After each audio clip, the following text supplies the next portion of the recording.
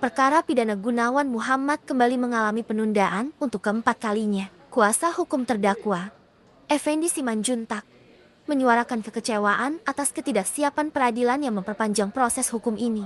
Hal serupa disampaikan oleh Ketua LSM Koperling, Zunaedi, yang menilai lambannya proses peradilan mencerminkan kurangnya ketepatan dalam menangani kasus ini. Publik kini menantikan sidang berikutnya pada 13 Januari tahun 2025 dengan harapan proses hukum dapat berjalan lancar dan memberikan keadilan yang seharusnya. Jangan sampai penundaan ini menghilangkan kepercayaan masyarakat terhadap sistem peradilan. Memang perkara ini, perkara yang saat ini akan disidangkan ini ditunda kembali. Ya.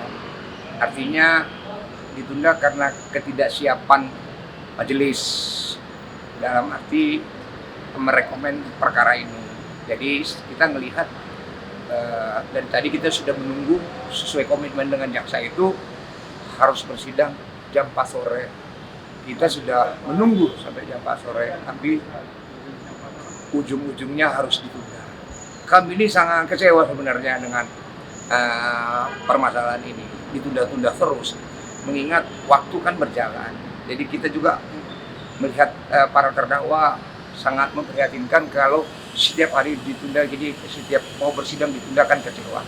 Ini karena ada mekanisme artinya pergantian hakim mulai dari Desember kemarin ya, ini sudah terjadi, ada libur, ada hal lain, sehingga ini sudah kami ini cukup mengikuti aja aturannya gitu, menunda ini. Sebenarnya harusnya mereka paham, ini bukan ini perkara harus sebenarnya prioritas juga ya, nggak bisa hanya begitu saja, sehingga harus benar-benar mereka memberikan keadilan bagi para pencari keadilan sesegera mungkin supaya statusnya jelas. Jadi bukan karena dari kami, dari pihak kami sih nggak ada masalah, kami on time selalu datang, tapi ya mereka yang tidak siap, jaksa siap, majelis yang tidak siap. Jadi mudah-mudahanlah harapan kami semua baik di tahun 2025 ini, apa yang diperjanjikan kami akan sidang minggu depan tanggal 13 Januari bisa berjalan dengan baik. Terima kasih. Dan ini yang udah keempat kali. Nah, ini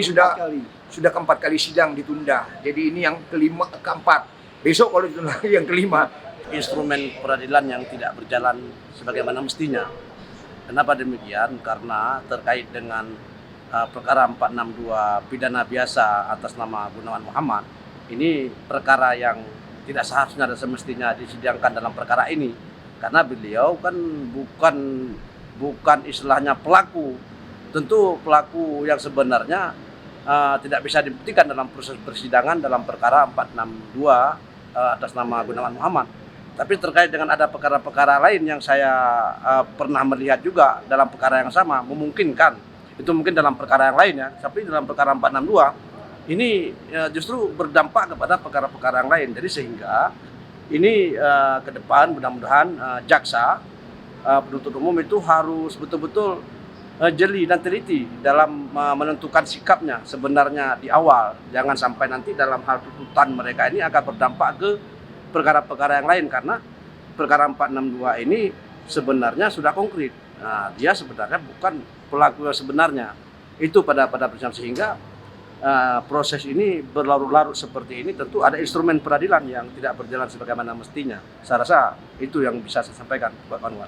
Kita sudah sering menyuarakan masalah ini ke pengadilan tinggi terkait dengan perkara 462 atas nama Gunawan Muhammad, karena terkait dengan status terhadap terdakwa.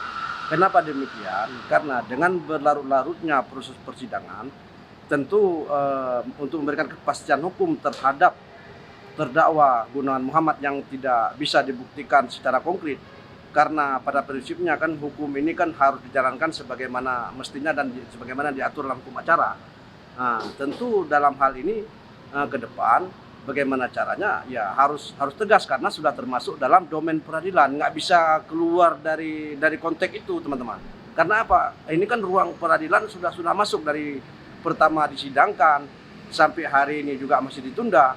Ini berkaitan dengan domain ataupun instrumen yang ada di peradilan seperti saya sampaikan tadi, karena ini sudah masuk dalam domain peradilan. Jadi untuk keluar dari ruang itu agak sulit sekali, karena harus melalui penetapan majelis hakim atau berupa putusan yang dikeluarkan oleh majelis hakim nanti berdasarkan tuntutan yang disampaikan oleh jaksa penuntut umum, akan tetapi karena terkait dengan 462 yang sulit untuk dibuktikan, maka ini saya meyakinkan ini akan lepas di badan tuntutan hukum. Kalau gambaran dari proses persidangan yang saya lihat sangat tidak pasti dan berlarut. Begitu, teman-teman.